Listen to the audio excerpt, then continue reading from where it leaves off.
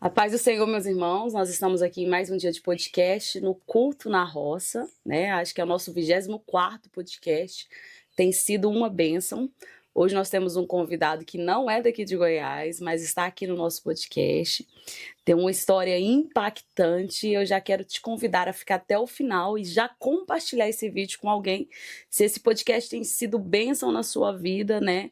Então, compartilhe com mais alguém para alcançar mais uma vida. Amém? Eu sou a pastora Esther, organizadora desse projeto, que nesse ano nós fazemos 8 anos. Estamos em construção e se você quiser conhecer um pouquinho mais, nos acompanhe em todas as redes sociais. Corre lá no Instagram, Culto na Roça, para saber como funciona esse projeto. Amém? Então, nós estamos aqui com Fernando Moraes, é isso, né? Fernando Moraes. Fernando Moraes, seja bem-vindo ao nosso podcast. Amém, é um prazer. Fernando, acho que é a segunda vez que eu tô te vendo, né? Você esteve com a gente na nossa vigília agora, do dia 12 de abril. O pastor Adriano te trouxe, né? Você contou um pouquinho da tua história e eu falei, gente, ele precisa ir lá no nosso podcast para contar essa história impactante pra gente. Mas assim, acho que agora eu queria que você se apresentasse melhor quem você é, não só para mim te conhecer, mas o pessoal de casa também te conhecer. Quem é o Fernando, da onde que você é, quantos anos que você tem, qual que é o teu ministério, como que hoje você vive completamente para a obra, como que é hoje, atualmente, a vida do Fernando? Eu sou o pastor Fernando Moraes. Atualmente eu moro na Bahia, na cidade de Santa Rita de Cássia. Sou casado há 14 anos, tenho 2 filhos e congrego no Ministério Apostólico Águas Purificadoras de Santa Rita de Cássia, né, pastor Banudo, meu pastor. E assim, estamos aqui em Goiânia esses dias aí e nós vivemos da obra, né? Vivemos da obra 100% da obra. E mais alguma coisa? Amém, glória a Deus, que bênção, Fernando. Mas como que você conheceu a Cristo? Tem quanto tempo que você tem de conversão? Eu tenho 22 anos de conversão, né? Porque eu sempre gosto de contar a minha história de conversão de 2002 para cá, né? 2002 para cá. Porque eu com 9 anos de idade, meu pai se converteu, né? Com 9 anos de idade. E nós frequentávamos uma igreja normal, bom demais. Só que quando meus pais se separaram, aí eu fui morar com minha mãe, né, numa comunidade. A gente do Rio gosta de falar favela mesmo, né, mas a gente prefere comunidade. Mas você nasceu na Bahia? Não, já? Eu sou do Rio de Janeiro. Ah, você é do Rio. Nascido e criado no Rio de Janeiro. Eu vim para Bahia em 2007. Ah, tá. Em 2007 vim para Bahia fazer uma missionária, né. E aí passamos 4 anos em Correntina fazendo uma missionária, depois mais 9 meses em Santo Antônio de Jesus, Bahia também. Uhum. Passamos 4 meses em Santa Rita de Cássia e depois vim morar 11 anos em Brasília, né? Em Brasília, depois fui para Valparaíso, andei bastante. Ah, não, né? então você andou bastante. Então, volta lá para sua história lá. Então, você e sua mãe... Isso, aí meus pais se separaram, né? E aí minha mãe foi morar na favela, na comunidade. E eu fui morar com minha mãe, né? Só que a gente sabe que eu tinha 16 anos na época, e um adolescente com 16 anos, para enfrentar a separação nunca é bom, né? A separação sempre deixa marcas. Por isso eu sempre digo para as pessoas, né?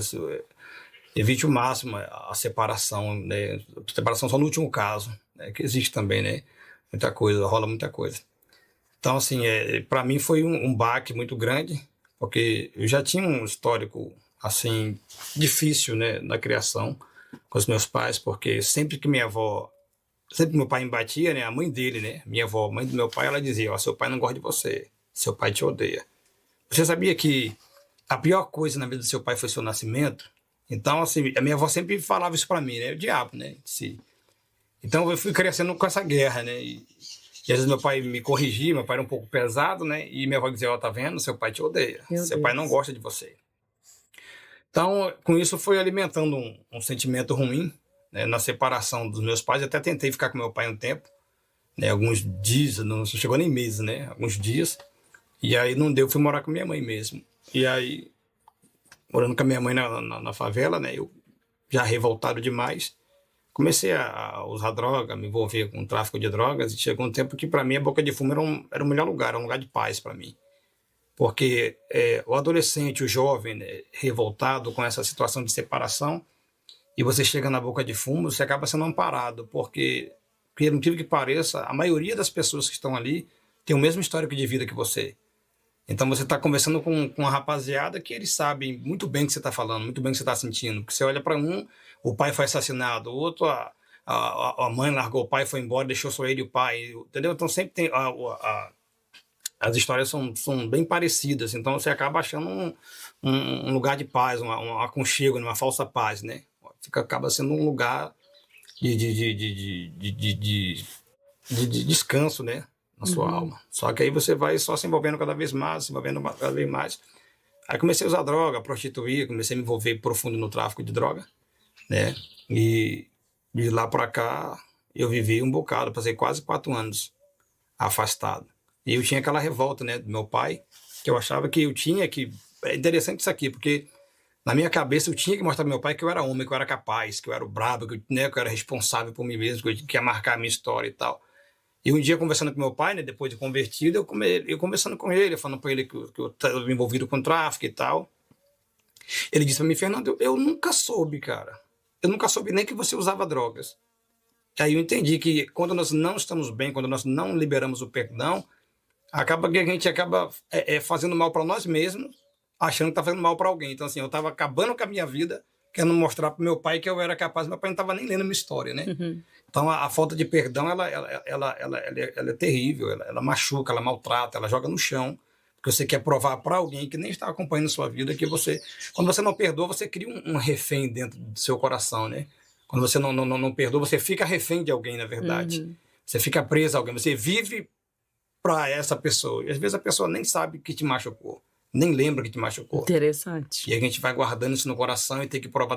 Tudo que você vai viver é voltado em querer provar para alguém que nem merece sua justificativa, e você vai só se afundando, se afundando, se afundando.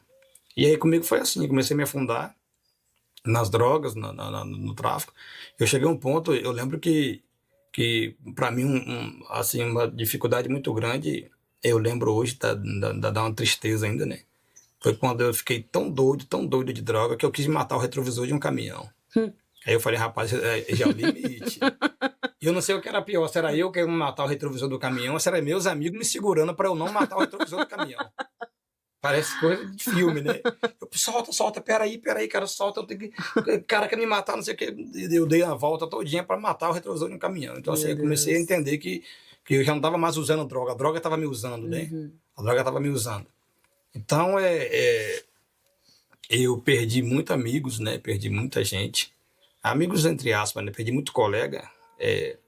Eu sempre digo que é um mundo... É muita fantasia, né? Pessoas que eu defendi, que eu botei dentro de casa, que eu escondi para a polícia não matar. Essas pessoas sabiam que eu ia morrer e nunca me falaram, né? Sabiam que eu ia morrer e nunca me disseram: ó, cara, se adianta, foge, porque você vai morrer, o negócio tá feio pro seu lado, o nome tá lá, entendeu? Então, assim, só que é aquela falsa amizade, né? Eu digo que Jesus, ele tinha 12 discípulos, era seguido por uma multidão, mas só tinha um amigo, né? Chamado Lázaro. E quando Jesus morre na cruz, é interessante, né? Na crucificação de Jesus, os 12 não estão lá, o Lázaro não está lá. Quem está lá é a mãe dele, né? Então, nosso melhor amigo é nossa mãe, nosso pai, são nossos melhores amigos.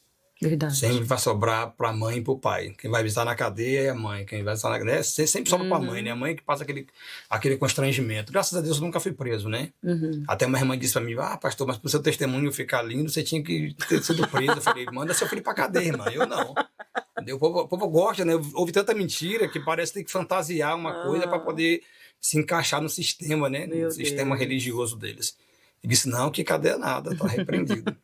Então, mas sempre sobra para a mãe, né? É verdade. Eu lembro que uma vez cheguei em casa, eu sempre falo que a mãe, ela sofre muito, e enquanto a mãe ou a esposa, ela faz chantagem, né? Ela gosta de fazer chantagem emocional, né? Eu vou sumir, eu vou morrer, eu vou dar fim na minha vida, tentando mexer com o coração do dependente químico, né? O dependente químico, ele perde a sensibilidade, né? Ele perde o amor, ele perde o sonho, né? A droga, ela tira o sonho. Quando você volta a sonhar, você para de usar droga. Porque a droga, ela tira o sonho. Então, quando você vai para uma clínica de recuperação, eu gosto muito de pregar até hoje. Em casa de recuperação, por quê? Porque você devolve sonho para as pessoas. Quando ela volta a sonhar, ela volta a viver. Ela volta a ter força para lutar contra as drogas. Então, a droga... Então, assim, a família, a mãe, ela tem aquele costume. Minha mãe dizia, meu filho, olha, eu vou morrer, eu não aguento você nessa vida. E um dia eu cheguei em casa, minha mãe estava com uma caixa de veneno na mão, e ela disse, ó, tá vendo aqui, ó? Esse veneno que eu comprei, eu vou morrer, Fernando. Eu vou tomar esse veneno aqui e vou morrer, porque eu não tenho peito para ver você morrendo de bala de fuzil na favela. Eu não tenho peito para isso.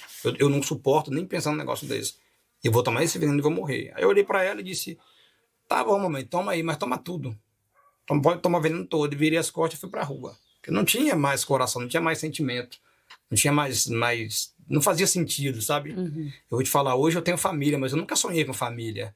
Em ter filhos. Ah, eu quero ser pai de tantos filhos, quero ter uma família. Nunca pensei nisso. Porque tudo que eu tinha, na verdade, era um baseado. Um cigarro de baseado atrás da orelha, né? Uma pistola na cintura, esperando a morte. A qualquer momento eu sabia que ia morrer. Para mim não fazia... Tanto faz. Matar ou morrer, para mim, tanto fazia. Não tinha... Porque não tinha razão para continuar vivo ou morrer. Ah, morrer é ruim. Não, não era ruim. Era normal morrer. A morte era normal. Então eu já guardava a morte, já guardava o fim da vida. Cada dia era um dia. Aí minha mãe chegou e ela disse pra mim, ó, vou tomar o veneno e eu vou morrer. Eu não aguento. Eu falei, pode tomar. E virei as costas e saí. Então, enquanto minha mãe ficou nessa chantagem emocional, chorando, querendo morrer, nunca deu certo. Na verdade, a minha vida nunca mudou por causa disso. Eu lembro que eu cheguei em casa, era 10h40 da manhã, sujo, drogado. E eu tinha dormido na rua, eu comprei R$ 2 de pão. Pão era 10 centavos, né? Eu comprei uma sacola de pão, 20 pães. E eu cheguei em casa com esse pão feliz da vida, porque eu tinha comprado esse pão. Como se minha mãe fosse ficar feliz porque o filho dela drogado, sujo, fedendo, né? Tava levando pão para casa. E quando eu bati na porta de casa, minha mãe olhou para mim e falou assim, meu filho... Minha mãe abriu a porta chorando, né? Ela chorava muito. Ela disse assim, agora eu vou dormir, porque eu passei a noite inteira orando por você. Cara, isso aí marcou minha vida, sabe? Porque eu entendi que a vida da minha mãe tinha mudado, né? Ela não falava mais de morrer, de se matar, de suicidar. Ela disse, agora eu estou orando por você. Então, para mim foi um marco. E eu lembro que um dia eu estava pregando ali no sul da Bahia.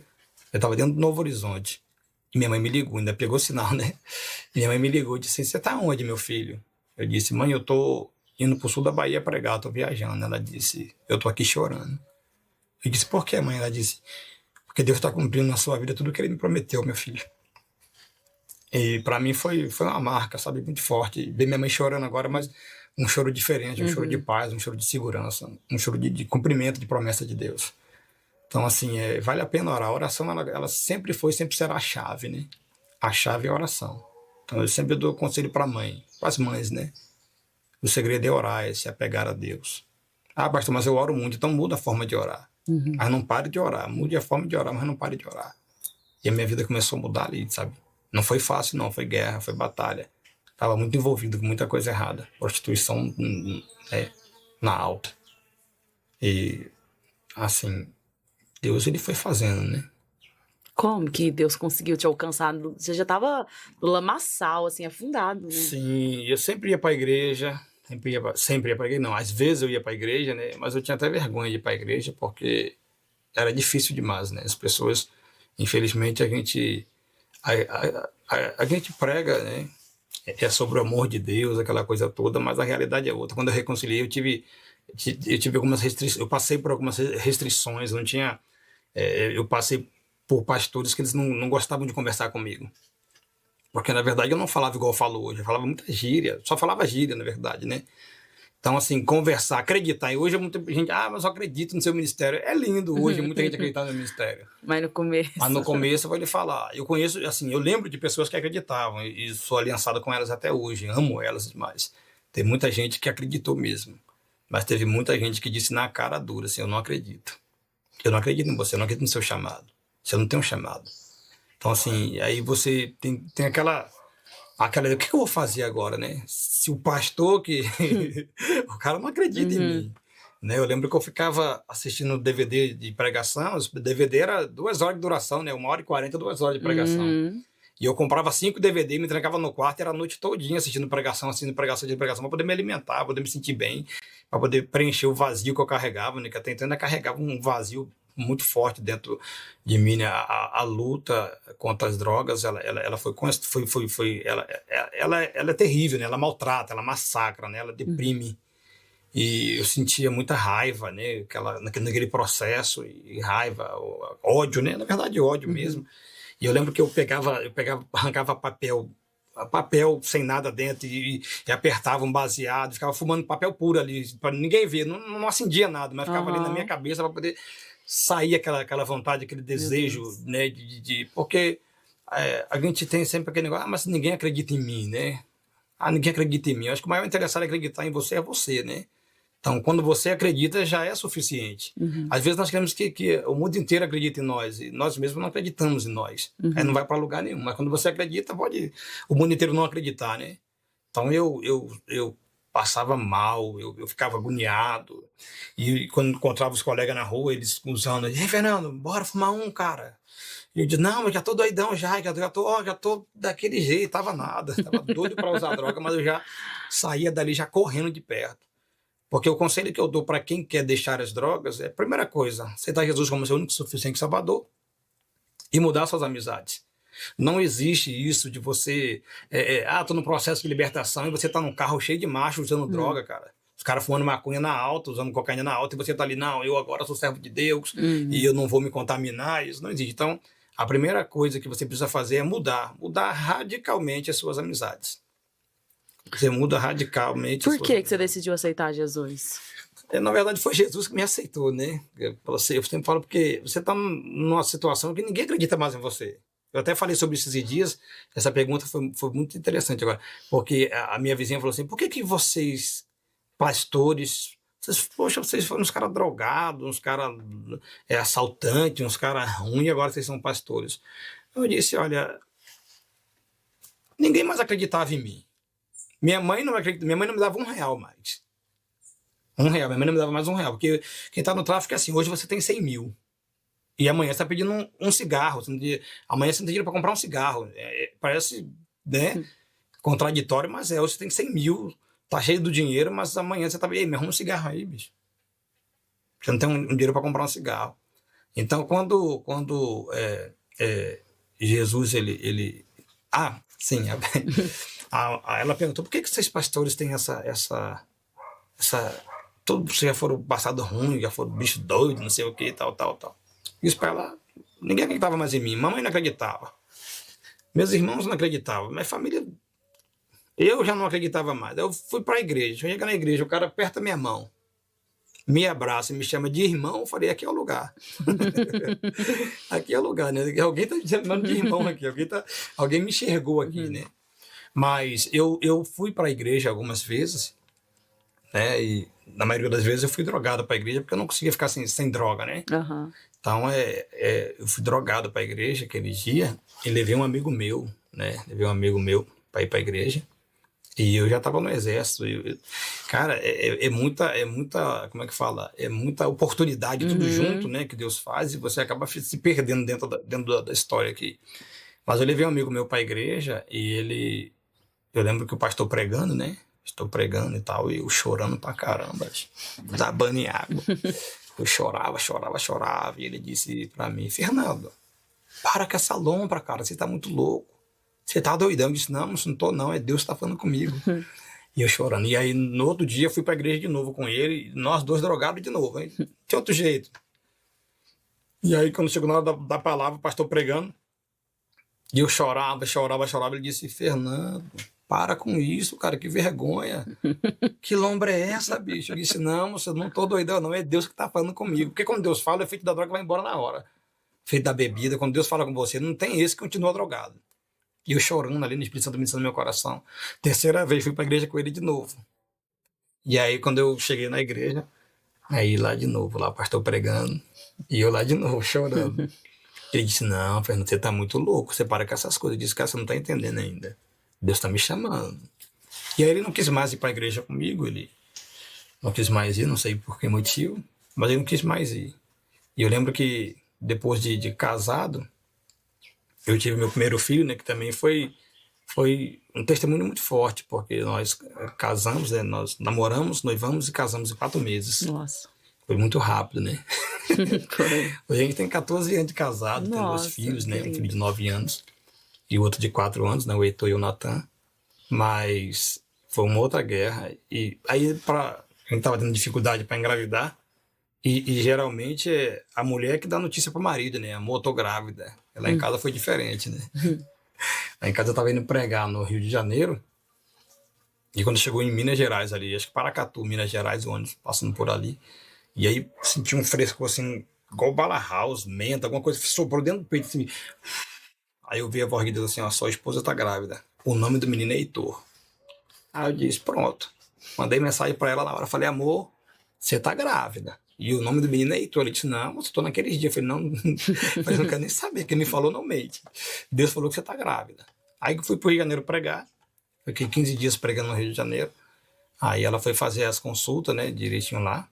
E quando ela foi fazer o exame para saber se estava grávida, para confirmar tudo direitinho, eu liguei para ela, falei, tá, onde? Ela disse, eu tô aqui na clínica, tô aguardando ser atendida aqui. Eu disse para ela, ó, vê aí se o menino parece comigo. Ela disse, não, não, pô. Se eu tiver grávida, é do tamanho de um carocinho de arroz ainda, não dá para saber com quem parece, não. Aí eu disse, então tá bom, beba muita água, coma muita fruta, cuide do nosso carocinho aí, hein? Ela desligou e tal. E aí, quando foi essa meia hora, mais ou menos, depois eu liguei para ela. Já. Falei, e aí, como é que tá o menino? Ela disse, ô, Nando, o médico disse que não tem nem sinal de gravidez, nem no saco gestacional não tem menino, não tem nada. Aí eu olhei, dei aquele silêncio, dei aquela parada, respirei. Aí falei para ela assim, olha, o médico tá louco, a máquina tá quebrada, mas quem me falou não mente. Então assim, meu filho tá lá hoje com 9 anos, né, o Heitor. Então quando Deus fala, tá falado, né? amém, Deus glória a fala, tá Deus. carimbado. Deus não mente, Deus não brinca com as nossas emoções, né? Então tá lá. Aí fui levar meu filho e minha esposa, né, pra... Minha esposa já tinha conhecido o Rio, mas fui levar meu filho para meus pais conhecerem, né? Para os familiares conhecerem meu filho. É bom demais, entendeu? Aquele que não Uhum, tinha sonho de nada, nunca imaginou com família, agora tem um hum. menino. Falei, vou levar meu filho pro Rio de Janeiro. Aí ele já tava já andando já. Aí fui lá levar meu troféu, agora sou pai. Benção. E aí quando eu cheguei na minha mãe, ela falou pra mim assim, Fernando, aí ela falou, tem como você ir lá comprar um cheiro verde pra mim? Eles falam coentro, né? Uhum. Como você comprar um coentro pra mim e tal? Eu falei, mas tem sim. Aí eu e minha esposa comigo, meu filho. Quando tô descendo o morro, encontrei duas senhorinhas. Na subida do morro, encontrei duas senhoras. Aí elas me pararam. Aí, Fernando, você tá na igreja ainda? Eu falei, ô tia, nunca mais eu saio. Ô, meu filho, que bom. Aí as duas olharam pra minha esposa assim, chorando. Eu não sei, gente, até hoje, eu pensei, pra que elas foram fazer aquilo? Chorando. Aí disseram pra minha esposa assim, ô, minha filha, não deixa ele sair da igreja, não. Ele era muito ruim aqui na comunidade. Nossa. Chorando, sabe? E aí eu falei, oh, meu Deus do céu, pra quê? Pra que foi? Elas estavam aumentando. Elas ampliaram ali, né? Não sei como é que foi aquilo, não. Chorando. Falei, meu Nossa. Deus do céu. Aí chegamos lá no mercado, comprei lá o coentro da minha mãe, né? O cheiro verde. Uhum. E aí, quando eu tô saindo do mercado, na calçada, eu vi um mendigo muito louco, cara. Eu vi um mendigo muito louco. Ele tava todo. Ele com cabelo grandão, todo sujo. Aí tinha uma sacola amarrada no braço, na cintura, umas correntes, né? E aí ele. Quando ele me viu, ele começou a gritar. Ele gritava palavrões assim, alto demais. Porque o carioca sabe como é que é, né? Já tem essa Uhum. tendência a falar qualquer coisa. Se tiver feliz é palavrão, se tiver triste é palavrão. E aí aquele menino começou a gritar um monte de coisa, palavrão e tal, e eu parei, né? Porque achei estranho demais, ele gritando muito Uhum. e me olhando. Eu parei, aí minha esposa ficou atrás de mim com meu filho, o povo na calçada parando, olhando para ver o que que era aquilo, né? Ele gritando, gritando, gritando. Aí ele chegou assim perto de mim, eu parado, né? Ele olhou nos meus olhos e falou assim: Deus existe. Ele disse: Deus existe. Quando ele disse Deus existe, até então eu não estava reconhecendo ele, né? Mas ele disse assim: você agora é pastor, né? Eu disse, eu sou pastor. Ele disse, Deus existe. Aí eu lembrei quem ele era. Eita, aí eu abracei ele. Aí ficou eu e um mendigo abraçado, cara. Uhum. Na calçada, assim, chorando e chorando. Minha esposa não entendendo nada. Meu filho atrás dela, o povo da rua olhando, chorando demais. E ele falou assim, rapaz, Deus existe. Então, assim, aquele era meu amigo, né? Que eu tinha levado pra igreja. Eu tinha levado ele pra igreja as 3 vezes. Que ele falou, rapaz, para com essa lombra. Para de chorar e tal, aquela coisa toda. Então, assim, esse meu amigo, a última notícia que eu tive dele é que estava no crack, né, na Cracolândia. E eu sempre digo que se tem uma coisa que ele não pode reclamar é de falta de oportunidades, né? Deus é Deus de oportunidades. Então, hoje ele não pode reclamar de oportunidade, porque a mesma que eu tive, ele teve também. Aí a gente tem essa ciência, né? Uhum. Que Deus é o Deus da segunda chance, Deus da oportunidade. Espero que Deus tenha alcançado ele, né? Uhum. Espero que, se algum dia reencontraram, que ele venha estar, né, nos caminhos de Deus, caminhando na fé. E é isso. E aí... Então foi indo para a igreja que você decidiu... Ali a chama ardeu no seu coração e você aceitou Jesus. Ainda não. Não? Ainda não. Ainda não tinha aceitado Jesus. Eu tava indo ali, estava indo. Só que, como diz, eu estava no exército, né? Porque até hoje eu não entendo como é que foi isso. Porque eu não tinha característica nenhuma para servir o exército. Pensa num cara, eu era magrinho demais, envergava, entendeu? E não tinha condições nenhuma. Olhando para mim assim, não tinha condições de servir o exército. E aí, quando eu me alistei no exército, fui me apresentar no exército, e aí tem uma ficha que você escreve lá, né? Tem que preencher uma ficha, e a ficha pergunta qual a sua religião. E eu coloquei assim, evangélico não praticante. Achava bonitinho, né? Os católicos daí falam assim, e qual a sua religião? Diz, católico não praticante. O cara nunca nem passou pela igreja católica, mas dizer, sou católico não praticante. Eu escrevi assim, ó, evangélico não praticante. E aí um sargento me chamou para conversar particular. Ele falou, vem cá, quero conversar com você. O que é isso? Evangélico não praticante. Aí disse, moço, eu saí da igreja faz um tempo e eu acho legal, né? Tá no caminho de Deus, só que eu não consigo e tal. Ele disse assim para mim, Fernando, volta para Jesus, cara. Jesus te ama.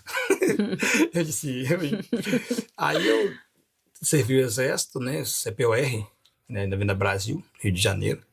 Centro de Preparação de Oficiais da Reserva. Mas entrei como soldado, não tem como, né? Recruta mesmo e tal. E eu servi o exército 2 anos. Eram 2 anos suficientes para Deus fazer muita coisa da minha vida. Então, quando eu entrei no exército, quando você é dependente químico, você pode... Se você tem um filho dependente químico, aí você diz, não, eu vou mudar, eu vou para o Japão, vou levar meu filho para lá que ele vai largar as drogas. Não, cara, lá no Japão, ele não sabe falar nada de japonês. Mas lá no Japão ele vai encontrar um cara que usa droga e ele vai se identificar. Né? Uhum. Então é interessante isso. Quando eu comecei a servir o exército, você bate o olho e você sabe quem é que não é. Né? E aí eu comecei a me identificar com a rapaziada do mal. Dentro do exército tinha a rapaziada do mal lá também, né? E eu sempre no meio, aquela coisa toda. E pelo jeito que eu falava, agia, resolvia muitas coisas lá dentro também, né? Meio ilícita. E aí eu acho que alguém pensou assim, cara, esse cara não pode estar segurando um fuzil aqui. Esse cara não pode estar mexendo com arma. Aí me colocaram no rancho, lá na cozinha do exército. Aí na cozinha do exército não tinha arma, tinha só uma colher de pau e um panelão. Eu era auxiliar de cozinha. E aí foi ali que começou assim né, o choque, né, da pressa de Deus, né, Deus começar a fazer mais rápido, Deus começar eu não tive alternativa, sabe o que é você e Deus? Foi dentro do exército. Geralmente quando a pessoa o crente entra pro exército, a maioria desvia. Eu vi muito isso, o cara entra crente lá e se desvia. Eu entrei todo ruim e eu consegui firmar os passos na casa do Senhor. E aí eu tinha um rapaz que não gostava muito de mim não, Jailson. Assembleiano, que só legal. Meu pai na fé. Ele não gostava de mim, não. E aí ele falava só o básico comigo. Só que aí a escala de serviço ficou eu e Jailson na escala de serviço. Ele era cozinheiro e eu era auxiliar de cozinha dele. E aí não tinha jeito, a gente tinha que conversar. Ele só falava o básico. E aí um dia eu tava lavando uma panelona bem grandona. Eu lavando a panela e eu comecei a cantar um hino, né? Imagina um lugar onde tudo é muito lindo, hein? Eu queria ir pra lá. Se eu poder, eu canto ruim, né? Aí Jailson passou por mim e falou assim, moleque, você conhece hino da igreja, moleque? Falei, rapaz, eu conheço, eu tô afastado esses anos aí, quase 4 anos afastado aí, mas eu conheço. Eu era profeta, Deus me usava, rapaz. Me usava em revelação, visão, pregava, ele disse, é mesmo, né? Falei, como assim, né? Aí começou a falar de Jesus para mim direto. Aí ele começou agora pregando no meu ouvido, né? E pregava daqui, pregava de lá. E eu querendo, eu tinha muita vontade, mas não tinha força, né? Tinha vontade, mas não tinha força. É uma luta, uma batalha espiritual muito grande, né? E aí, um dia, o Jailson, ele tinha um rádio velho. Esse rádio dele só funcionava a rádio gospel, esquisito. Você ligava ele só aumentava e baixava. Você ligava, ele aumentava e baixava, só ficava naquela rádio. Não tinha como. Eu lembro que os meninos lá que eram ímpios, eles ficavam tentando caçar uma rádio lá e o rádio do Jailson era quebrado. Só funcionava a rádio gospel só a rádio Oxadá. Era um rádio convertido. Era o rádio convertido, era. Onde as baratinhas moravam dentro. E aí o Jailson, o rádio dele ficava ligado direto lá. E esse dia tava eu e ele na cozinha, né, que serviço. Aí já era noite, eu tava cortando o bolo da ceia, né? Fiz um bolo lá para cortar para servir para ceia, né? Uhum. Um lanche depois da janta. Para quem tá de serviço. E o Jailson foi lá para cassino de oficiais, né? Foi lá pro outro lado, eu fiquei lá sozinho na cozinha, ouvindo esse rádio velho do Jailson. E aí eu lembro que o João Ribe Palharim estava pregando alguma coisa, alguma ilustração, não lembro qual é a ilustração até hoje. Até encontrei Jailson, o Jailson me falou até o nome daquele, lembra também. Eu falei, eu não lembro o nome, não. Aí, só que a ilustração não lembro nada. Mas eu lembro que João Ribe Palharim falou assim: se você morresse agora, como ficaria sua mãe, seu pai, seus irmãos? Como ficaria? E ali foi um choque. Aquela palavra bateu assim no meu peito, assim, numa força tão grande que eu parei.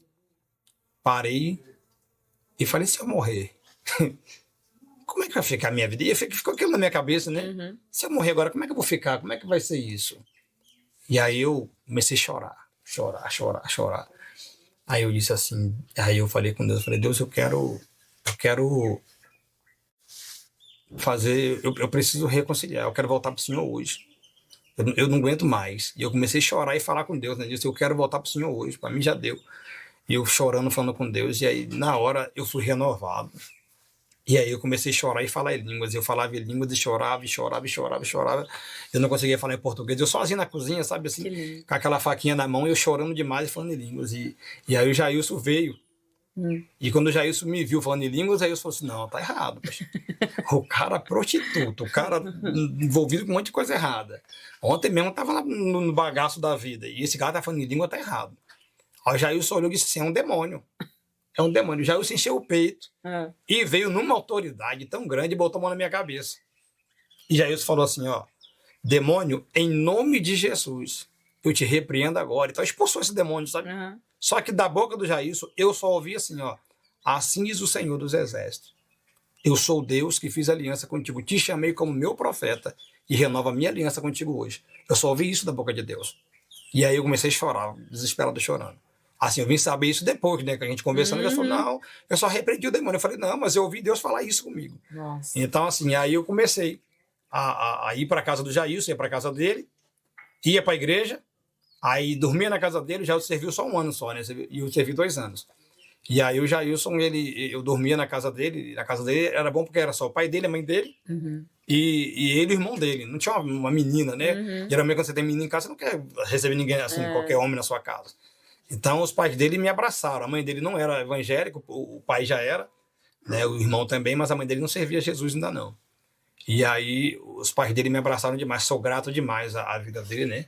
Do irmão Jairo, né? Lá do Tuiuti, Jairo e Adéia. Cara, o que eles fizeram por mim, ninguém faz, assim, sabe? Colocar um dependente químico, um cara muito louco dentro da sua casa. Esse dia, conversando com ele, ele falou assim, mas eu não sabia que você usava droga, não. Eu falei, que bom que eu não sabia, né? Que bom que você não sabia. Mas, assim, muito grato por eles, que me abraçaram demais. E aí eu dormi, eu ia para a igreja, e aí eu dormia na casa deles, de madrugada eu ia para o quartel. E interessante que nesse período do exército eu fiquei muito detido, né? Eu acho que ninguém ficou mais detido do que eu. Eu cheguei 1 minuto atrasado, eu fiquei 7 dias sem ir para casa. Aí depois mais 3 dias sem ir para casa. Sempre tinha alteração minha, tinha coisa que eu não sabia nem eu fiz isso, meu Deus do céu. Era Deus agindo. Deus agindo. Porque enquanto Deus estava me escondendo no quartel, né? Eu gosto disso porque quando a Bíblia fala de Pedro na prisão, diz assim, Atos 5 não fala assim, Pedro estava preso, não, disse Pedro estava guardado no cárcere. Então, essas minhas detenções ali era Deus me guardando, né? Deus me guardou de um jeito, porque eu não tinha mais. As pessoas perguntam, como é que você saiu da vida errada? Eu disse, cara, eu não sei. Eu não tive mais tempo para estar em boca de fumo mais. Toda hora eu estava preso, detido, sem ir para casa. Aí, quando eu estava livre para ir para casa, a escala era 1 por 1. Aí como é que eu vou para casa, né? Se tem que voltar e aquela coisa toda. Eu comecei a morar dentro do quartel. Ali foi seu lugar de recuperação, né? Meu lugar de recuperação, justamente. E aí, quando eu fui para casa do Jailson, lá no Tuiuti, né? Foi bom porque eu via os caras usando droga lá. Eu ficava com vontade. Mas lá ninguém me conhecia. Ninguém sabia nada de mim. Entendeu? Então eu via os caras tudo doido lá, ficava assim, meu Deus do céu. Mas não tinha ninguém me oferecendo nada, não estava andando com ninguém errado, estava andando só com pessoa de Deus, era monte, era vigília, e busquei muito. E o Rio de Janeiro tem essa facilidade de você achar um lugar para congregar, um horário para congregar. Se você quiser para a igreja 9 da manhã, tem um culto 9 da manhã, 10 tem outro culto em outro lugar, 2 da tarde tem, 3 da tarde tem, toda hora tem um culto no Rio de Janeiro. Então eu lembro que a minha sede em Deus estava tão grande que eu estava no ônibus, indo para casa, e eu olhava assim, onde parava no ponto, né? Aí eu olhava assim, uma casa, tinha um culto dentro de uma casa. Cara, eu não sabia nem quem era o dono da casa. Eu descia do ônibus, ia lá para aquele culto para sentir Deus, para estar com Deus, sabe? E eu fiz isso muitas vezes, entrei dentro de casa dos outros em favela, não sabia nem quem era. E um culto bom, tem fumaça, tem fogo. Eu falei, tô lá dentro. E mergulhava no fogo lá, né? Ouvindo Deus e estando com Deus. E é isso, a gente veio passando vencendo, né, a cada dia. Uma sede, você ficou com aquela sede, né, da presença de Deus. Para mim, o melhor lugar até hoje, né, você é um esconderijo, é muito bom, né, não tem nada que se compare à presença de Deus. Não tem droga, não tem farra, não tem prostituição, nada se compara à presença de Deus. É muito bom estar em Deus, é maravilhoso estar em Deus. Eu achei interessante você falar da dificuldade ministerial, né? Das pessoas, você começar a caminhar e as pessoas ainda te discriminar. E teve muito isso, passei muito por isso, essa discriminação, eu não acredito em você, né? Eu lembro uma vez que eu chamei o pastor, porque a nossa igreja lá no Rio de Janeiro, ela sempre, todo ano, ela trocava de pastor. Então, todo ano era um pastor novo, né? Então, peguei uns pastores bons demais. Peguei uns também difíceis, né? Mas sempre mudando a rota, o pastorado. E aí eu lembro uma vez que eu fui falar com o pastor. Foi bem assim que eu chamei o pastor. Eu falei com ele, pastor, eu tô com um projeto aí, Deus me deu um projeto, eu vou ter um projeto no meu coração.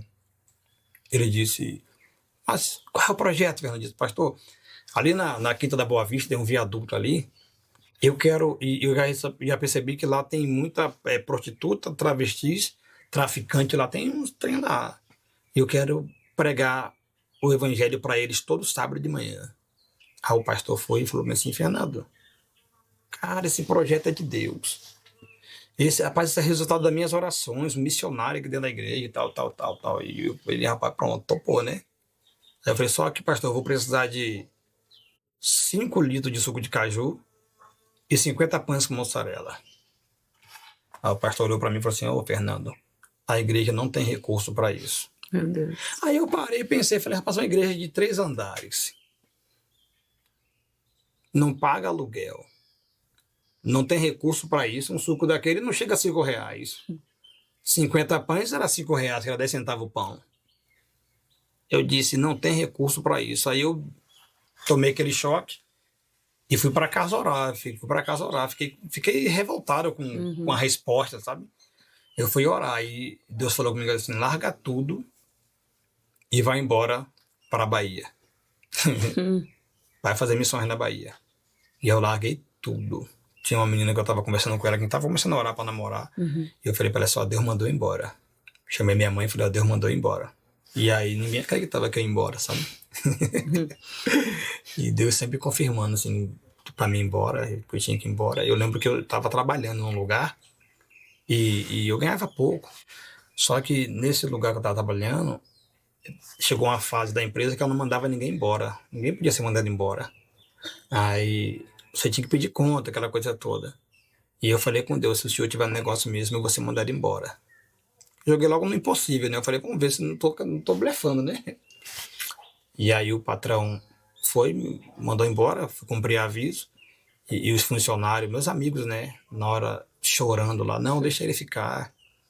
Ele é bom, ele ora com a gente, traz paz pra gente, deixa ele ficar, não manda ele embora não e tal. Aí o patrão olhou assim, chorando.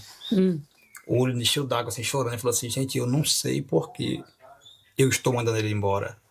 Eu não quero mandar ele embora, mas é mais forte do que eu. Algo me diz que eu tenho que mandar ele embora. Nossa. Aí eu falei pra ele assim, não, não se preocupe não, que eu já sei o que é. É Deus mesmo, você pode ficar tranquilo, consciência tranquila que Deus quer que eu vá embora. Aí eu fui entendendo as coisas, né? E aí despedi de todo mundo, e aí o povo fica naquela assim, mas você, quando chegar no dia de viajar, você vai desistir. Você vai pegar seu dinheiro de volta. Porque tem até um tempo antes aí que você pode resgatar o valor da passagem. Eu não sei que você não vai embora nada. Eu disse, eu vou embora. Você tocou num assunto muito interessante. Porque quando eu disse que ia embora, teve esse choque, né, das pessoas não acreditarem. Mas eu vivi uma experiência muito grande com Deus esse dia. Faltava um dia para eu ir embora. Passagem já, tudo certinho. E aí o Jailson, né? O Jailson, o Léo, o irmão do Jailson, a tia Déia e o Jairinho. Tava todo mundo em casa. E aquela tristeza, sabe? Aquele negócio de despedida. E aí o Jailson falou assim, por que você vai embora, cara? Eu disse, ô Jailson, Deus mandou eu ir embora. Eu preciso ir embora daqui. Aí o Jailson começou a chorar. O irmão do Jailson, o Léo, a gente andava muito junto nas igrejas, nas linhas do trem, nas vigílias, tudo quanto era buraco, a gente andava pra... Falou que tinha Deus lá, a gente tava lá, sabe? E aí o Léo começou a chorar. O Léo falou assim, Fernando, não vai embora não, cara. Quem é que vai me ajudar? O que vai ser de mim, cara, se você for embora? Como é que eu vou fazer, Fernando? Eu disse, cara, eu tenho que ir embora. E eles assim, e tia Déia veio e disse, moço, vai embora não, fica aqui com a gente aqui, a gente já acostumou com você e tal. Eu morei com eles 7 anos, né? Nossa. E aí, e o Jairinho, ele é compositor, né? Ele faz um hino top demais. Aí o Jairinho foi lá pro muro e tinha uma garrafa de 2 litros que ele ficava batendo bem assim, ó, na mureta. E aí ele vinha o hino dele, né? Bem espontâneo, ele lá cantando lá, triste, sabia que não tava legal, né? E aí o Jairinho cantando lá e tal. E aí eu peguei, olhei assim e falei assim, rapaz, eu não vou embora mais não. Eu pensei que não vou embora mais não. Aí eu falei, eu vou lá orar. Eu fui pro quarto. Quando eu fui pro quarto orar, eu disse, Deus, eu não quero ir embora mais não, Senhor. Eu quero ficar aqui e tal. Quando eu falei isso com Deus, aí eu comecei a chorar. Orando em línguas, não conseguia mais falar em português. Aquele choro bom, sabe? Aquele choro que, quanto mais você quer chorar porque tá gostoso. E quando eu abri o olho assim, eu vi um anjo. Eu vi um anjo na minha frente. Ele estava com uma bandeja na mão e tinha uns utensílios assim, sabe, dentro dessa bandeja. E eu lembro que eu olhei o anjo, aí eu disse, meu Deus, um anjo. Aí, só que estava muito claro, eu peguei o lençol e eu enrolei no rosto, assim, ó, para não ver que era muito claro. Mas mesmo assim, eu não conseguia ver ele ainda. Eu disse, meu Deus do céu e tal. Aí o anjo foi e disse, é necessário que você vá. E derramou um azeite na minha cabeça, que eu chorava demais. Só que eu tô vendo esse anjo, é natural eu tá vendo, porque, né? Eu não falei para ninguém, tem um anjo aqui. Mas quando a tia Déia veio para entrar no quarto, ela já veio falando mistério, já veio falando em línguas. E ela se converteu, né, como eu disse. Aí ela veio, aí ela foi me falar comigo. Quando ela entrou no quarto, ela disse, meu Deus, que anjo lindo é esse, meu Deus do céu, que anjo lindo é esse? Ela viu, eu falei, alguém tá vendo o que eu tô vendo. Falei, meu Deus do céu. E ela foi, orou, me abençoou em oração e tal, e ela saiu. Aí eu ainda pensando em não ir. Aí eu levantei e falei, vou lá falar com o Jailson que eu não vou mais não. Quando eu levantei para ir, eu vi nitidamente um anjo todo fardado na minha frente, com uma espada. Eu vi. Aí eu olhei assim, quando eu ia passar, o anjo olhou para mim, o anjo fez assim com a espada assim, ó. Ele desembanhou a espada assim um pouquinho assim, ó, e colocou de volta. Quando eu, de verdade, eu olhei assim, eu assustei. Porque, assim, a gente vai em alguns lugares pregar e eu vejo muito... eu vi um anjo com a espada aqui, vi um anjo com a espada ali. Mas toda vez na Bíblia que o anjo desembanhou a espada foi para matar. Eu nunca vi o anjo desembanhar a espada para não fazer, né? Então, quando o anjo fez assim, de verdade, eu falei, meu Deus do céu. Eu falei, não, eu vou sim. Eu falei, eu vou sim. Aí eu fui lá falar com o Jailson, que tinha um anjo ali, né? Só que eu não falava português, eu falava só em línguas. Eu falando em línguas e apontava e ele chorando sem entender, eu queria falar o que eu tava vendo. E aí foi daquele jeito. E aí eu peguei e vim embora, né? Eu sempre digo que se entrar num ônibus para ir embora, cara, só sabe a sensação quem já passou, né? Porque a ficha começa a cair, né? O ônibus vai saindo da rodoviária e diz, rapaz, o que eu tô fazendo na minha vida? O que eu tô fazendo na minha vida? Né? E as coisas, elas vão acontecendo desse jeito. Você não conhecia ninguém na Bahia? Eu tinha uma irmã lá. Eu já tinha ido lá em 2003. Eu via a carência e a necessidade do lugar, né? Essa questão de obra missionária. Eu sempre tive uma coisa comigo, né? Eu pensava assim, rapaz, se eu não for missionário, eu vou ser caminhoneiro. Eu tentei me inscrever na Jocum, aí alguém mentiu pra mim, disse, não, a Jocum só pode se tiver faculdade, não sei o que. Mentiram pra mim, cara. Mentiram pra mim que não podia ir pra Jocum. Porque aí eu disse, moço, mas é tão bom, Jocum, né? Jovens comprometidos com a missão. E eu queria, porque eu queria sumir no mundo, assim, para pregar o evangelho de Cristo, para alcançar, né? E eu falei, rapaz, aí não tinha como ser da Jocum, disse, e agora? Eu gostava de levar agasalhos para Mindingo, levava cobertor para Mindingo, no Rio de Janeiro. Eu lembro que fui levar vou levar cobertores para Mindingo uma vez, e aí eu chamei o cara, ele estava deitado no chão, né? Eu chamei ele, falei, ei, moço, vim trazer esse cobertor para você aí. Aí ele continuou de olho fechado, né? Ele falou comigo assim, qual é seu nome? Eu disse, é Fernando. O que você quer? Eu disse, não, só vim trazer um agasalho para você aqui, um cobertor e um casaco. Ele disse assim, ele disse, pode deixar aí que depois eu pego. Ele continuou de olho fechado. E eu falei, por que aconteceu daí? Eu falei com meu amigo, ele falou, não, você tava com medo de dar um tiro nele. Por isso que ele não abriu o olho. Ele tava com medo de morrer. Eu falei, misericórdia, Jesus. Meu Deus. Então, assim, e aí eu fazia essas coisas. No Rio já funcionava, né? Na obra missionária, apaixonado pela obra missionária. E aí eu fui para Bahia, para Correntina, né? Correntina foi muito difícil para mim, Correntina.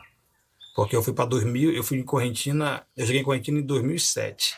Janeiro de 2007 cheguei em Correntina.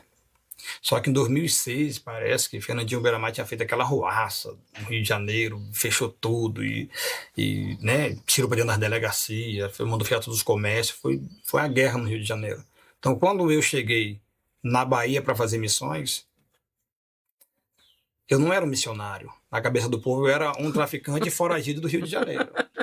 Cidade pequena, minha filha. Eu fiquei com esse nome de traficante do Rio de Janeiro até não aguentar mais. Meu Deus. Houve tudo escaldado.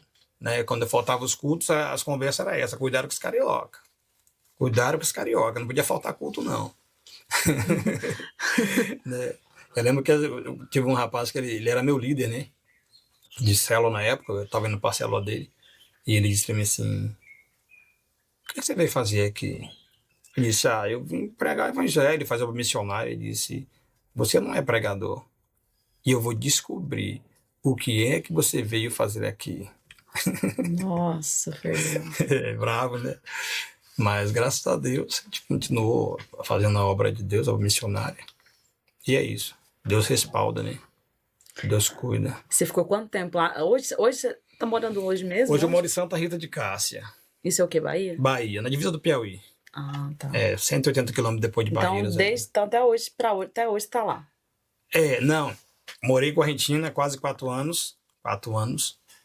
Aí, nesse intervalo, eu vim para Brasília. Quando eu cheguei em Brasília, não tinha nada. Eu só tinha uma mala velha e um pouco de roupa velha. Tudo que eu tinha. Até para pregar, quando eu morava em Correntina, para pregar, eu usava as roupas emprestadas, né? Lembro uma vez que eu fui pregar no interior, lá na zona rural, chamada Grilo. Acho que era 16 quilômetros de estrada de chão, parece. Eu caí de moto na areia, né? Saí rolando, todo sujo de areia. E você caía na ida e caía na volta, porque era um areião, não tinha como não cair. Então você já sabia que ia cair, não era revelação, não. Você vai cair de moto lá na areião, porque ela balançava muito.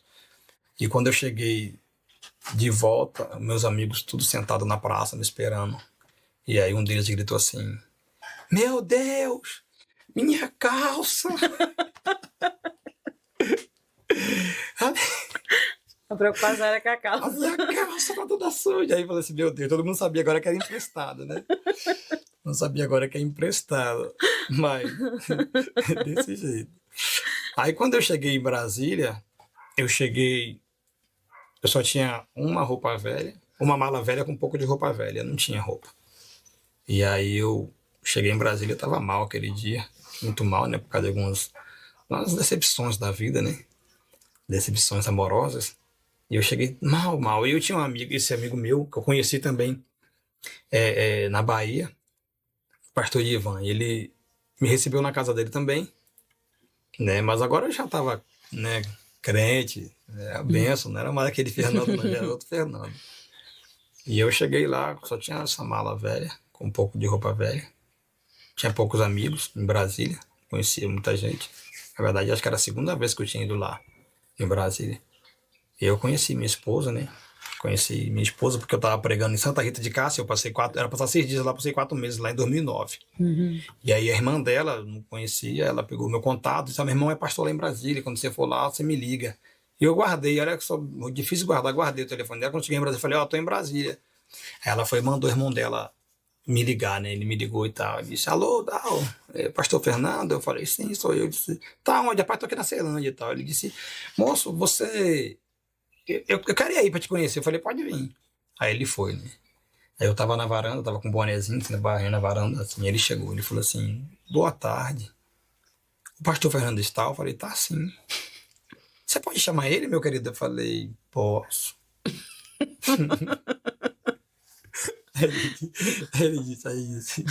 Aí ele disse: então tá bom, chama ele lá. Eu falei: não, você tá falando com ele. Pastor Claudemar, né? Eu falei: você tá falando com ele. Ele disse: ô, meu querido, me perdoa. Que quando você...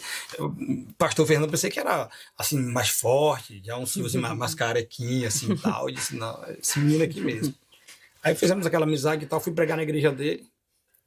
E aí, lá na igreja dele, eu conheci a irmã dele. Aí ele já tá rindo, né? E aí eu lembro que eu tava entrando na igreja, ela tava saindo. Eu fui segurei, ela veio assim, né? Eu segurei no braço dela assim e falei assim: você brigou com seu namorado? Foi? Ela disse: não, não tenho namorado, não. Aí eu soltei, falei: que bom, hein? Não! Você é direto, hein, Que o bom, carioca. Aí ela ficou meio assustada assim, aí começamos aí fizemos aquela amizade, né, com o irmão dela, aquela coisa toda, e aí fazendo aquela amizade com o irmão dela, aí sempre conversando com ela. Aí eu acho que foi amor à primeira vista, esse trem.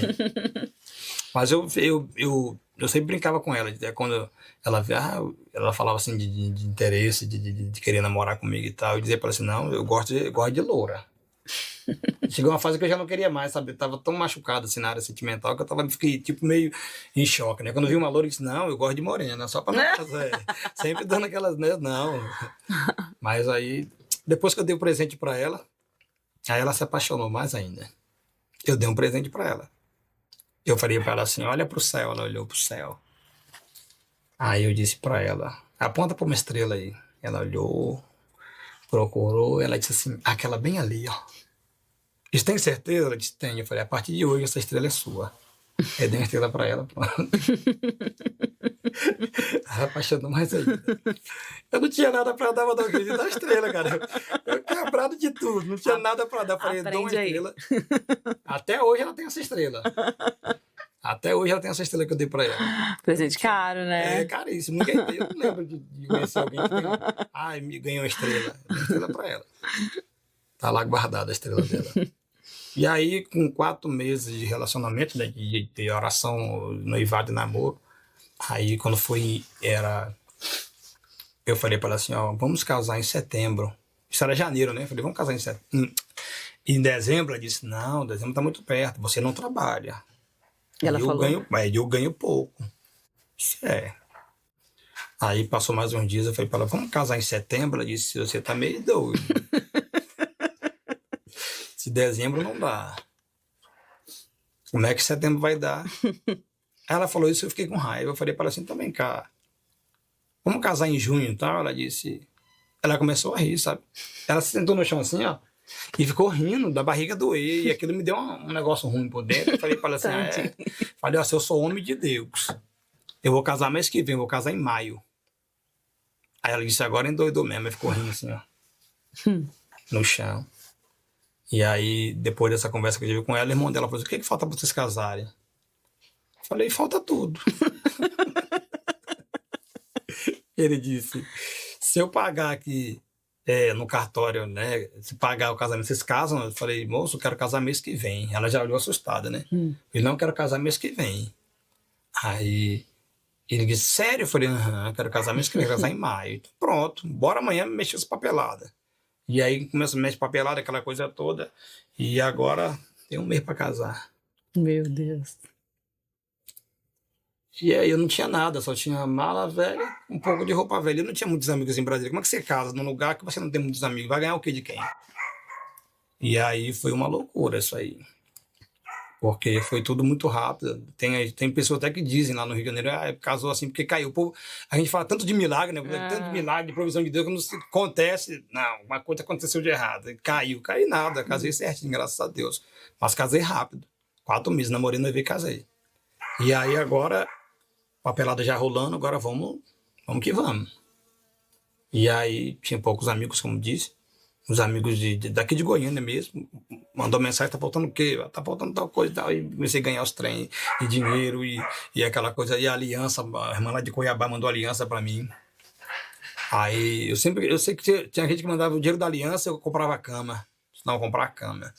Depois eu compro a aliança. Aí teve um amigo que falou assim, Fernando, eu vou te dar um hack. Não vou te dar um micro-ondas, não, dá o micro-ondas, não, me dá um hackzinho, porque micro-ondas eu já vou ganhar. Não sabia nem quem é que ia me dar micro-ondas de nada. Ia lá e ganhava também.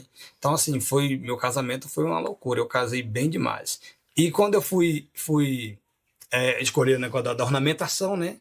A ornamentação foi interessante demais, porque eu cheguei lá sem nenhum dinheiro. Aí falei pra moça, quanto é pra ornamentar uma igreja e tal, pra casar? Ela disse, depende. Com flores naturais ou com flores artificiais? Eu falei, não, quero com flores naturais. Ela disse, é bem mais caro. Eu falei, não, eu quero essa. E eu falei, e aquele buquê que joga e tal? Ela disse, com flores naturais, é R$ 150 só o buquê. Eu disse, eu quero esse. Eu sei que eu escolhi as coisas boas lá demais, lá nesse trem. E aí eu disse, e quanto é que fica? Ela disse, eu só vou saber quando eu arrumar a igreja. Quando eu acabar de arrumar, eu consigo te dar um preço. Eu falei, tá bom, então a senhora pode arrumar lá então, que vai dar certo. E assim que essa mulher foi lá, arrumou essa igreja, ficou linda demais.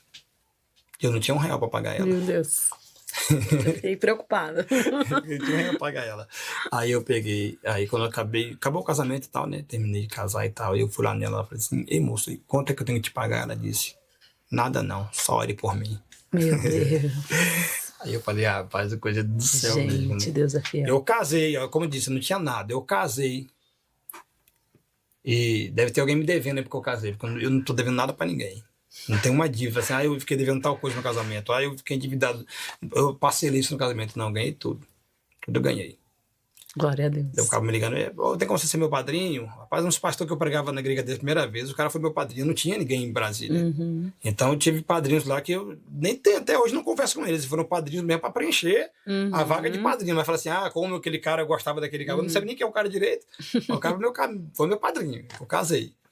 Entendeu? E assim, Deus foi fazendo essas coisas na nossa vida. Amém. Deus colocou as pessoas certas, né, no momento certo. No momento certo, justamente. E para minha mãe, no meu casamento, aí a loucura maior é essa aí, porque minha mãe queria ir no meu casamento, minha mãe morando no Rio de Janeiro, e mamãe não tinha dinheiro para ir no meu casamento.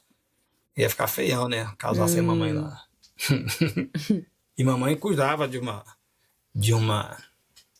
senhora, e minha mãe foi para casa, a senhora com problema já, né, da idade dela, ela disse assim, você roubou minha chave para roubar minha casa, não sei o quê. Minha mãe ficou triste, pediu demissão, saiu do trabalho. Não quis mais trabalhar com ela, tá magoada com essa senhora.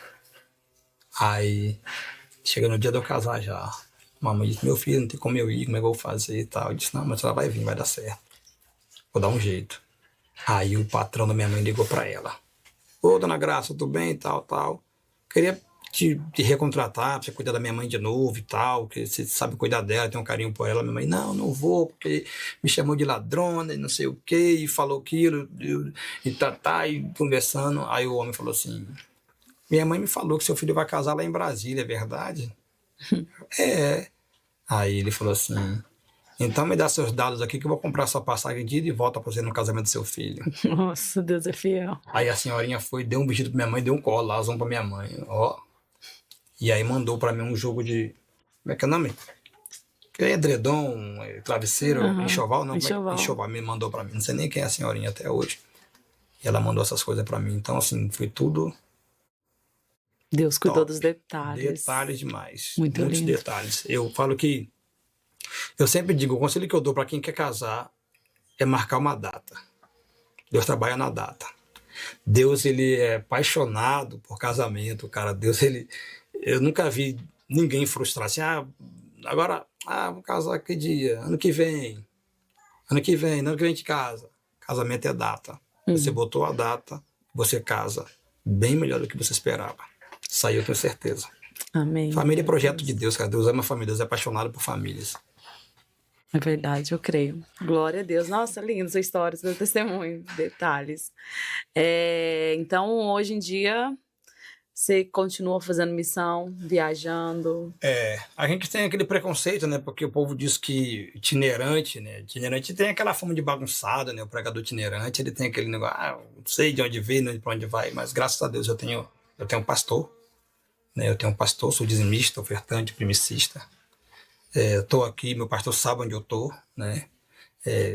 Tenho total liberdade para ir para todo lugar. Meu pastor ele é mais novo do que eu, né? Eu conheci ele era novo convertido, novinho. E hoje ele é meu pastor, nós não temos problema nenhum com isso, sabe? Não tem que, porque eu sou mais velho, que eu tenho mais tempo de estrada, nada. Eu aprendo com Bíblia, né? Se submeter à liderança, quando você se submete à sua liderança, né? A palavra submissão, ela mexe muito com a cabeça, né? Tem mulher que ela não vou ser submissa, meu marido, que não vou ser menor, mas ser submisso não é ser menor, né? Porque a palavra submarino é o quê? É dentro do mar, subterrâneo dentro da terra. Submissão é alguém dentro da missão, não rebaixa ninguém, não diminui ninguém. Então eu sou submisso, né? Dentro da missão do meu pastor, e é isso. Amém. É bom demais. Vale a pena andar na obediência, né? Dar embaixo de uma cobertura. Eu acho isso muito importante. Você tá agora aqui em Goiânia até que dia? Eu vou embora dia 24. Dia 24. Já tá 24, pertinho essa semana agora. Essa é agora, quinta-feira. Quinta-feira eu vou embora porque eu tenho um passeio com a família no sábado, né? Ah, tá. Vamos para um parque aquático, curtir um pouco a família também, né? O ministério é a família. A família. Tem que ter memórias. E aí você volta pra cá em julho? Eu volto para cá no dia 28 de junho. É isso, né? 28 de junho eu volto para cá de novo. Ah, tá. Aí fico 10, 12 dias, geralmente fico 10, 12 dias. Amém. Aí todos esses dias você vai estar ministrando em algum lugar? Até agora não, mas estarei. Marquei nada ainda não, mas já avisar, né, para quem quiser, né, convidar. Eu vi alguns vídeos seus no seu Instagram, é uma bênção, né? Sua ministração. Ontem alguém me mandou, ontem à noite, estava aqui no Canedo? Tava. É Canedo ali, né? Sevilha, Jardim Sevilha. Jardim Sevilha. Me mandaram o vídeo, né? Você ministrando lá, uma bênção. Então é isso, a história é impactante, né? Deus te usa também tremendamente. Que as pessoas, né, que se você que estiver em casa, conhecer alguém que tem uma história parecida, manda para essa pessoa, né, não perder a fé, porque quando Deus tem um projeto, eu vi Deus assim na sua vida, Fernando, tipo assim, eu tenho um projeto com você e eu vou te guardar, vou te esconder e vou fazer sua história mudar, e Deus fez assim, né? Desse jeito, E assim, eu fiquei, eu adoeci, você não ficou sabendo não? Não. Fui fazer uma obra missionária.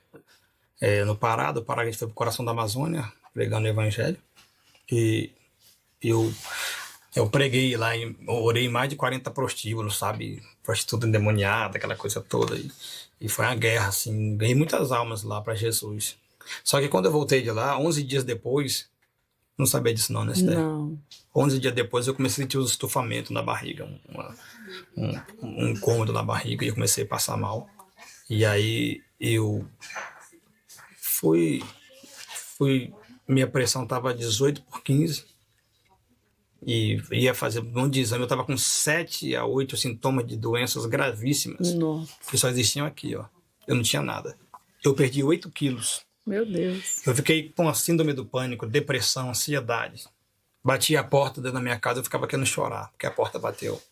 A minha esposa me levava para cobrir a agenda para eu pregar, eu ficava orando para o carro quebrar, para acontecer alguma coisa, porque eu não queria pregar, estava com medo de pregar. Eu quase perdi minha família, porque eu fiquei doente. Eu fiquei de um jeito insuportável. Só pensava que ia morrer, sabe? E eu fiquei mais de um ano assim. Mais de um ano desse jeito. Você acredita que foi uma retaliação? Eu acredito que tenha sido a água do garimpo. Águas contaminadas com mercúrio e essas coisas, sabe? Eu acredito que tenha sido isso. E também o lado espiritual, né? Eu não consigo saber ao certo, né? Uhum. E aí minha esposa me chamou para morar. Eu morava no Valparaíso aqui, no Goiás. E minha esposa me chamou para morar. Eu queria morar perto da minha mãe e tal. O que você acha? Eu falei, vamos. Eu cheguei lá e ainda fiquei dando trabalho. Um tempão doente ainda. Fiquei mais de um ano doente. Meu pastor cuidando de mim. Rapaz, eu fiquei ruim esse dia. E aí eu fiquei lá, desses tempo todinho, acho que uns 2 anos e 3 meses ao todo, né? Saindo um pouco para pregar. Na minha cidade mesmo, onde eu moro, eu prego 3 vezes. Se eu prego 3 vezes no mês, é muito. A minha igreja não, o pastor, graças a Deus, não tem problema com isso, me dá espaço demais. Eu prego sempre na minha igreja. Tem dia que eu prego 3 cultos seguidos. Eu falo, meu, o povo não vai aguentar mais, não. Então ele não tem ciúme do altar, não. Graças a Deus, meu pastor é bem resolvido nisso. Aí eu fiquei, agora na minha cidade, eu prego 2 vezes, 3 vezes no mês. Em Brasília, eu estava pregando 28 vezes no mês. Nossa. Todo dia pregando. E aí eu fui para um lugar onde eu prego 3 vezes no mês, 2, 3 vezes no mês. Então foi um baque muito forte. E eu acho isso aqui interessante, porque eu nunca perguntei para Deus o porquê. Eu não quero saber o porquê, sabe? Ah, por que Deus me escondeu? Deus quis me esconder. Deus quis me guardar. Acho que a gente que é profeta e que tem ministério, a gente precisa ter essa percepção. Porque Jeremias é profeta. Aí Deus fala com ele assim, ó, desce a casa do olheiro. E lá Jeremias, vou profetizar agora. E vai ser, não, você não vai profetizar, cara. Você vai ficar lá, só olhando o olheiro trabalhar. Então a gente precisa entender esse tempo de Deus na nossa vida, né? Você precisa parar, vai ter momentos que você vai precisar parar só para ver o olheiro trabalhar, não vai fazer nada. Isso foi o que aconteceu com Jeremias. Eu falo sempre sobre, nós precisamos entender o tempo de Deus, o relógio de Deus para nossa vida. Porque para Abraão, Deus disse, sai da terra da sua parentela e vai para a terra que eu te mostrarei. Para Jacó, Deus disse, para Isaac, Deus disse, não desça ao Egito, não peça ajuda ao Egito, fique aí. E para Jacó, Deus disse, volta para a casa dos teus pais. Então, para Abraão, ele disse, sai, Isaac, ele disse, fique, e Jacó, ele disse, volte. Então, quando você entender esse tempo de Deus, esse relógio de Deus na sua vida, você não vai sofrer. Não vai se precipitar, né? O tempo de Deus é top demais. E é isso, Deus me escondeu, nunca questionei, né? Fiquei escondido e agora, pelo que eu percebo, né? Pelo que eu estou vendo, Deus está fazendo, né? De novo. Amém. Né? Agora é um novo ciclo, um novo tempo. E é isso, vamos abraçar o que Deus tem para nós e vamos que vamos. Amém. Glória a Deus. O que você tem para dizer pro pessoal de casa, olhando para essa câmera aqui, que às vezes uma mãe que está com o filho nas drogas, né, um que está com o filho perdido, mas recebeu uma promessa de que seria, né, um grande homem de Deus. O conselho que eu dou é perseverar na oração, né, estar mais em Deus, porque se é promessa de Deus, ela cumpre, né? Ela cumpre. Estava falando ontem sobre Atos 2. Atos 2 é resultado de uma profecia que Joel profetizou há mais de 870 anos, 830 a 870 anos. Então imagina só, uma profecia parada no tempo, 870 anos, aguardando o cumprimento. Então tudo que Deus lhe prometeu, pode ter certeza, Deus vai cumprir na tua vida, Deus vai cumprir na tua história, Deus vai cumprir na sua casa. Sabe, Deus, ele é Deus de detalhes. Eu gosto disso aqui, Deus é Deus de detalhes. Quando o Eliseu está morto, só tem osso na cova dele, o osso dele lá. Alguém vem e joga um defunto dentro da cova de Eliseu, o defunto toca nos ossos e ressuscita, fica sobre os pés. Mas por que isso? Porque Elias fez 7 milagres na Bíblia. Eliseu fez 13. Mas quando Eliseu fala com Elias, Eliseu falou assim, eu quero porção dobrada, eu quero 2 vezes mais. Então, 2 vezes 7 é 14. Eliseu fez 13 e morreu. Então, quando o defunto toca nos ossos e ressuscita, é o 14º milagre que Deus está realizando no ministério de Eliseu. Porque Deus não fica devendo nada para ninguém. Então, Deus, ele é Deus detalhista. Não está demorando, não. Deus está caprichando. Deus vai te surpreender, pode ter certeza. Glória a Deus. Para a gente encerrar, uma pergunta que não quer calar. E a história do perdão com o seu pai? Ah, muito bom, hein? Muito bom. A história do perdão do meu pai, com o meu pai, foi assim, eu estava, né, como eu disse, eu tinha essa, né, alguém perguntava para mim na escola, Fernando, qual é o seu maior sonho? Eu disse, meu maior sonho é arrancar a cabeça do meu pai. Eu não tinha sonho, eu disse para vocês isso aqui, eu não tinha sonho. Eu disse, meu pai é meu pior inimigo, eu odeio meu pai. Então, eu sempre dizia isso, embaixo de muita revolta. Então, quando eu reconciliei e tal, eu passava com meu pai de boa, aquela coisa toda e tal. Mas aí eu já estava lá em Santo Antônio de Jesus, pastoreando uma igreja. Estava tudo bem. Evangelista, cuidava de igreja. Acho que eu tinha 23 anos de idade. Estava tudo bem, tudo normal. Aí Deus falou comigo assim, Fernando, você precisa liberar perdão pro seu pai. Eu disse, não, Deus, já conversei com meu pai, já estamos tranquilo. Eu disse, não, você precisa ir para o Rio de Janeiro, sentar na mesa com seu pai e pedir perdão para ele. Aí eu sou muito imediatista, sabe? Eu não gosto desse negócio de eu falar comigo hoje para fazer, amanhã, outro dia, eu já quero fazer logo. E aí eu liguei pro meu pai e disse, ó, eu quero conversar com o senhor. E preciso ter uma conversa séria com o senhor, tô indo aí pra gente conversar. Aí eu peguei o ônibus, 24 horas de viagem. Aí fui conversar com meu pai. Só que meu pai estava afastado ainda. E aí o lugar que meu pai me recebeu foi na mesa de um bar, cara. E aí ele sentou na mesa, ele aí eu aqui, né? No bar. Ele disse, pô, não, Fernando, o que é que você quer conversar comigo e tal, que é tão importante assim, que você veio aqui e tal. Eu disse, pai, eu quero pedir perdão pro senhor. Eu preciso pedir perdão pro senhor. Aí ele disse pra mim assim, perdão por quê, Fernando? Falei, pai, eu tentei te matar 3 vezes. Você era meu pior inimigo, eu te odiava. Eu preciso me retratar com o senhor. Que quando eu falei isso, ele começou a chorar. Aí foi interessante, foi 2 homens na mesa de um bar chorando. Ele chorando lá e eu chorando cá. E chorando demais, chorando demais. Ele falou assim, por quê? Falei, porque minha avó, sua mãe, me falou a vida inteira que o senhor me odiava. E que o pior dia na sua vida foi o dia do meu nascimento. Quando eu falei isso, ele falou para mim assim, Fernando, você é meu filho primogênito. Você é o filho que eu mais amo nessa vida, Fernando. Quando ele falou isso, ali eu entendi que a moeda tem 2 lados. E às vezes nós estamos envenenados. Às vezes nós estamos morrendo por dentro, por causa de informação que alguém nos deu, que não tem nada a ver com o que prediz, né? Então eu estava definhando, morrendo e culpando meu pai por uma coisa que nem existia, né? E o que mais chocou, assim, o que mais me deu força para continuar com essa mágoa foi porque não foi a sogra do meu pai que falou, cara. Foi a mãe dele que falava isso para mim. Então isso aí balançou muito a minha cabeça. Deu uma desgovernada. Por isso que eu disse para você que eu vivia no crime, né? Querendo dar resposta pro meu pai, que não mostrar pro meu pai que eu era homem, que eu era bom, que eu era brabo. E nada disso. E aí nos perdoamos. Maravilha, Esther. Quando meu filho nasceu, quer saber essa também? Quero. Quando meu filho nasceu, ele até os 5 meses a mãe dele cuidou normal, depois ela voltou a trabalhar, né? Então de 5 meses para frente eu que cuidava, e tipo, pegar o leite na geladeira, fazer aquele banho-maria, né? Pra ficar morninho e tal, para dar para ele, aí postinho, farmácia, era comigo direto, menino. E aí ele devia estar com uns 9 meses mais ou menos de idade. E eu tava no quarto brincando, eu e ele brincando no quarto, e eu dizia assim para ele assim, Heitor, olha para mim. Aí ele olhava para mim, né? Eu dizia, Heitor, papai te ama. E aí ele ficava rindo, né? Normal, aquele sorriso vazio.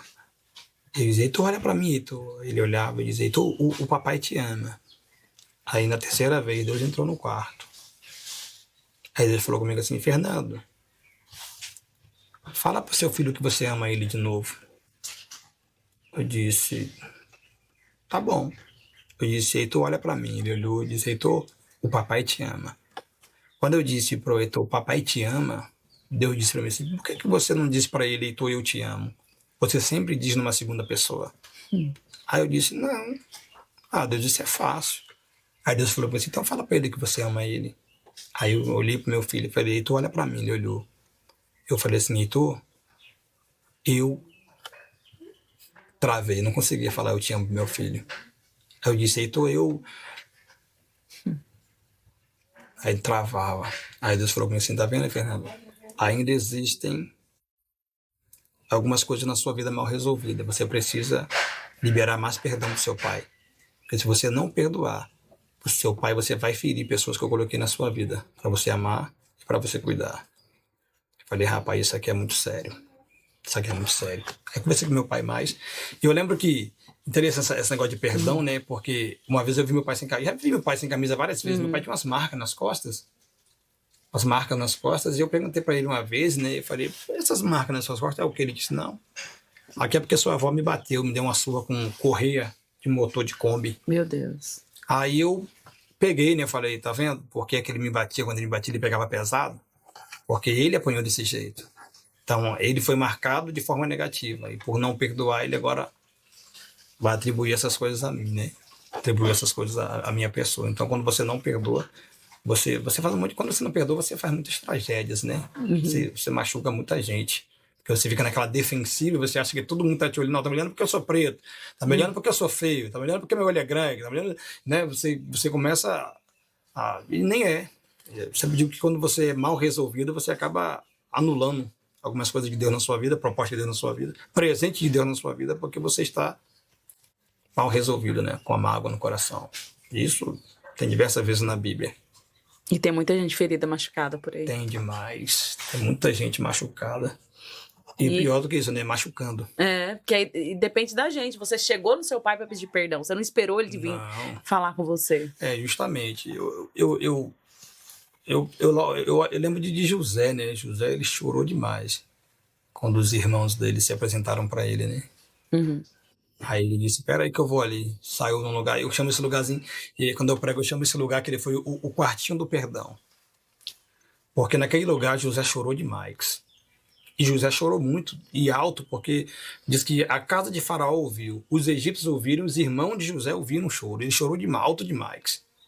E quando ele volta, ele diz assim, olha, não precisam ter medo de mim. Sou eu, José, vosso irmão. Cara, esse não precisam ter medo de mim, sou eu, José, vosso irmão, sou irmão de vocês. Mas quando ele sai para chorar ali, na minha opinião, é o quartinho do perdão. É ele dizendo assim, Deus, esses caras me jogou na cisterna. Você precisa perdoar, José. Mas Deus, esses camaradas me venderam, meus irmãos me venderam. José, você precisa perdoar, José. Uhum. Mas, Senhor, eu passei da casa de Potifar, fui tudo devido ao que eles fizeram por mim lá atrás.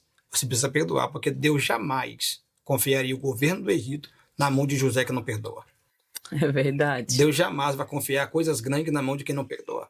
Quem não perdoa é um assassino violento. Forte. Quem não perdoa é truculento. Quem não perdoa não tem temor nem pudor. Quem não perdoa. A vontade de se vingar é tão grande que ele esquece. Não precisa de ir muito longe. O Caim. Cara, o Caim não foi um profeta que falou com ele, não. Não foi mensageiro, foi Deus. Deus desceu do céu e falou, Caim, o desejo do mal já é a porta do seu coração. Se tu fizer o bem, você vai ser aceito. Ouça, o cara tá ouvindo Deus falar com ele. Mas a ira, né, a falta de perdão é tão grande no coração dele que ele está disposto a não ouvir o que Deus está falando para matar alguém. Ele quer vingar, ele quer matar, ele quer provar que ele é brabo naquilo. Muito interessante. O maior prejudicado somos nós mesmos. Somos nós. Uhum. Sempre. Né? Sempre. Então é isso. Muito forte sua história, seu testemunho. Obrigada. Né? Tem mais alguma coisa que você lembra, que você quer dizer? Algo que você passou, que você acha que é necessário falar? Tem, mulher, mas não tô lembrando. Eu acho que foi bem longo, mas foi muito bom, né? A sua história, assim, cada hora que a gente pensa em alguma coisa, fala, já passou por outra ainda, passou por outra. Muito interessante, né? Seu testemunho. Que Deus abençoe sua vida, seu ministério. Que Deus venha abrir portas, né? Como você diz, eu creio sim que é um novo tempo de Deus aí para sua vida. E que Deus vai te honrar de uma maneira sobrenatural. Amém. Amém. Pessoal de casa, muito obrigada por ter ficado conosco até agora, né? Deixa seu comentário aí, se você passou por algo semelhante, se você viveu um testemunho de vida, né, no seu casamento, assim como o Fernando viveu, né, em relação à dependência. Se você se identificou em algum momento dessa história, deixa nos comentários aí pra gente saber, que a gente sabe que através dos comentários tem muitas vidas também sendo edificadas, amém? E até a nossa próxima entrevista, até o nosso próximo podcast. Deus abençoe.